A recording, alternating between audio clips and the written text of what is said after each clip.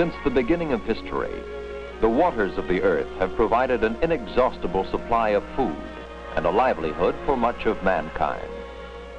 And not the least of the fishermen who daily unload their countless tons of seafoods at docks around the world are those who find crustaceans as profitable a haul as fish. Shrimp fishing, for one example, is big industry wherever edible shrimp are found. Crustaceans, or crustacea, form an important class of animals that belong to the largest phylum in the animal kingdom, the arthropoda, or joint-footed invertebrates, animals without backbones. They are related to spiders, scorpions, insects, millipedes, and all invertebrates which have jointed appendages. The crustacea-like trilobites, which lived millions of years ago, are well-known prehistoric relatives. Abundant fossil remains show that the trilobites had segmented bodies and simple jointed appendages similar to modern crustaceans. But modern crustaceans have a wide variety of specialized appendages adapted to the particular needs of each species, such as digging burrows, feeding, offense and defense, and many kinds of locomotion. A hard, crusty shell, or exoskeleton, encloses their segmented bodies and gives the crustaceans their name. While nicknamed insects of the sea, they also live on land and in fresh water. They breathe through gills or general body surfaces. Most crustacea have two pairs of antennae. From the wide variety of crustacea, microscopic to immense in size, we shall observe in this film representative members of the class.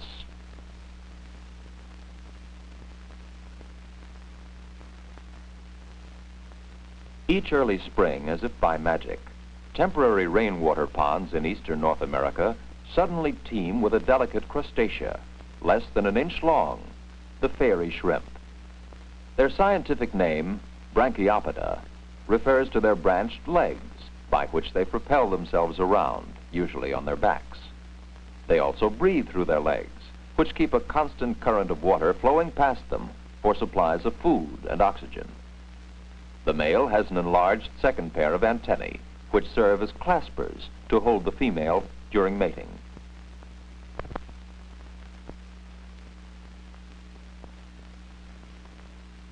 This female has laid eggs. She is carrying them around in an egg pouch. The fairy shrimp die, and the eggs sink to the mud at the bottom when the temporary rainwater pond dries up. Neither the hot summer sun nor the winter freezes harm them. A new generation recurs within 2 days after rains flood the pond again.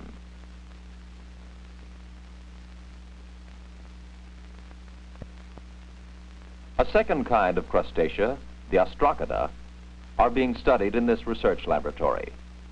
A close look reveals that this tiny crustacean's body is not segmented. It is covered by a bivalve shell, which is hinged along the back. When the shell is open, the animal can extend its appendages to propel itself rapidly through the water. Cypress reproduce by parthenogenesis. Females lay eggs from which only females hatch. No males are known to exist. Cypress live in fresh and salt water and feed on decaying vegetation.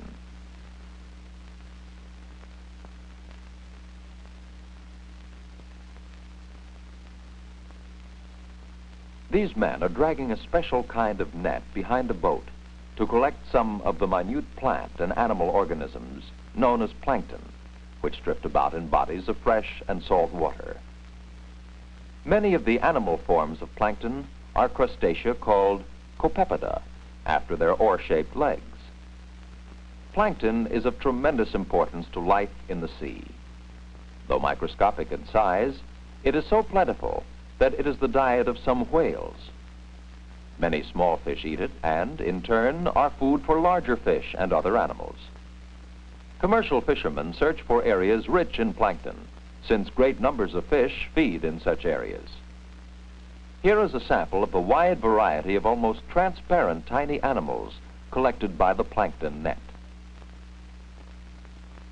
This little freshwater copepod, Cyclops, has only one eye centered on its head. In all of the oceans of the world, the Cirripedia, or well-known barnacles, are found. The rock barnacles, living on these rocks, are born free-swimming, but they soon fasten themselves by appendages to a permanent mooring. Once fastened, they stay for life. A shell called a carapace encloses the barnacle's body and legs. When covered by water, their shells open, and 6 pairs of branched legs come out to pull minute organisms into the mouth. Thousands of barnacles may crowd a single square foot of rock. Countless crustaceans, like barnacles and planktonic animals, are constantly filtering the minute animals and plants from the waters in which they live. They then themselves become food for larger organisms. The Malacostraca are a 5th type of crustacea. They include a few landforms that live in damp places, such as truck gardens or under rotting logs. Like other crustacea, the familiar sowbug breathes through gills. Decayed vegetation is its chief food. Sowbugs are little larger than ants, but sometimes large numbers of them attack the tender leaves of young plants, causing considerable damage. Poisons must then be used to destroy them. About 6,000 species of Malacostraca include the crabs and shrimp and the other large animals in the class Crustacea, the lobsters and crayfish. All of these have 10 walking legs and are thus called decapods. So many lobsters are caught for food in countries around the world that few live long enough to attain full size. But some do grow as long as 2 feet and weigh over 30 pounds.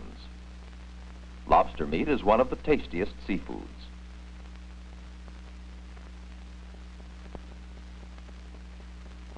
Many crabs are edible too, such as the blue crab of our Atlantic coast. The hermit crab lives in borrowed shells, which it trades for larger sizes as it grows.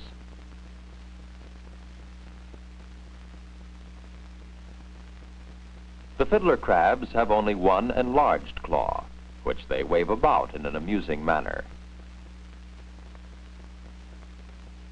The crayfish, or crawfish, is abundant in freshwater bodies, swamps, and streams. We've transferred this colorful species from its muddy habitat to a clear water setup for better observation. The crayfish has 2 distinct body regions, a jointed abdominal region or tail end, and a rigid cephalothorax or head end.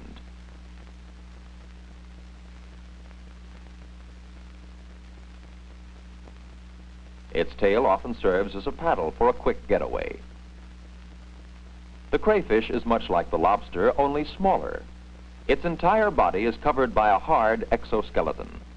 Its long antennae are sensitive to touch and taste. Each compound eye, mounted at the end of a movable stalk, consists of hundreds of smaller eyes. The eyes are especially adapted to detect moving objects.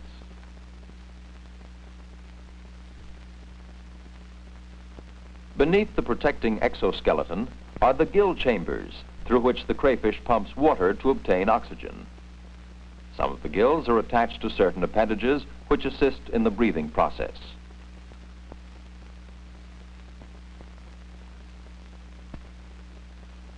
Large, powerful claws help the crayfish defend itself and are also used in attack. On occasions, crayfish may attack one another. In such encounters, serious injuries are often inflicted. The claws can cut and crush almost any body part.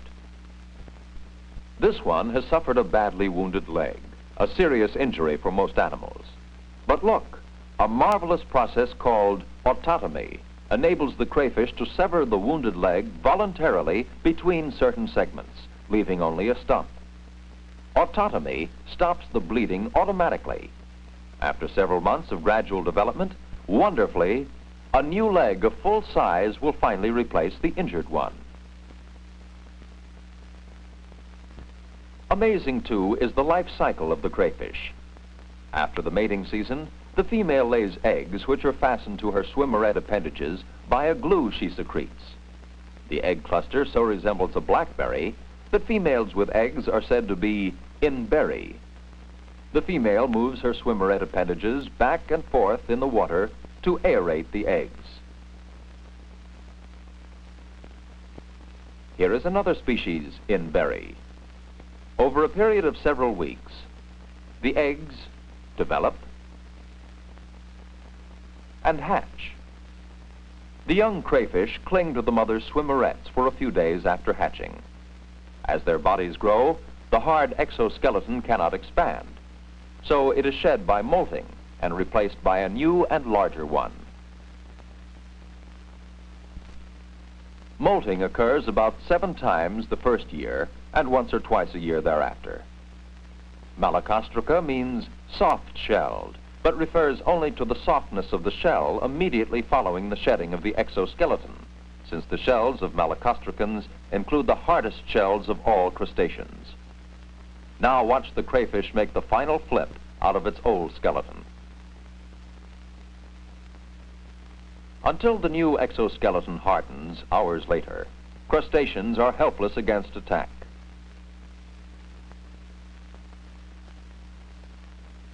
The crayfish eats both vegetable and animal matter, dead or alive. The claws are sometimes used to capture and tear the food, but the smaller appendages are used to hold the pieces of food which are torn up by the jaws and swallowed. A group of teeth in the stomach, called the gastric mill, grind the food into fine particles.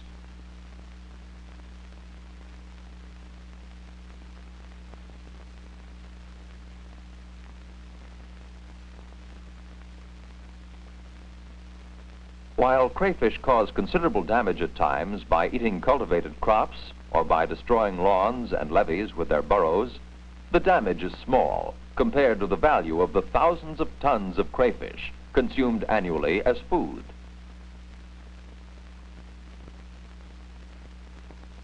Without the crustaceans, the animal kingdom would have a very different appearance. These animals that abound in such great variety are fascinating to man. They provide the delight of many tasty seafood dishes, and in some measure contribute even to the clean beauty of the waves that wash our ocean shores.